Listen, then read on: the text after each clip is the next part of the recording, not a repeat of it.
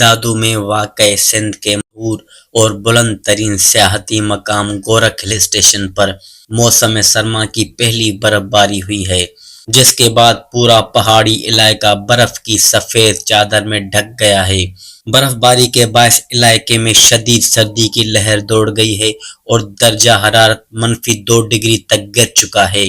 سخت سردی کے موسم کے نتیجے میں گورکھ ہل اسٹیشن اور اس کے اطراف موجود پانی کے ذخائر مکمل طور پر جم کر برف میں تبدیل ہو گئے ہیں۔ اس غیر معمولی موسم نے جہاں سیاحوں کو اپنی جانب متوجہ کیا ہے، وہیں مقامی لوگوں کو شدید مشکلات کا سامنا ہے۔ سردی کی شدت کے باعث معمولات زندگی متاثر ہو گئی ہے، جبکہ کئی علاقوں میں آمد و رفت بھی محدود ہو کر رہ گئی ہے۔ انتظامیہ کے مطابق صورتحال پر نظر رکھی جا رہی ہے اور سیاحوں کو احتیاطی تدابیر اختیار کرنے کی ہدایت کی گئی ہے۔ محکمہ موسمیات کا کہنا ہے کہ آئندہ چند روز تک سردی کی شدت برقرار رہنے کا امکان ہے۔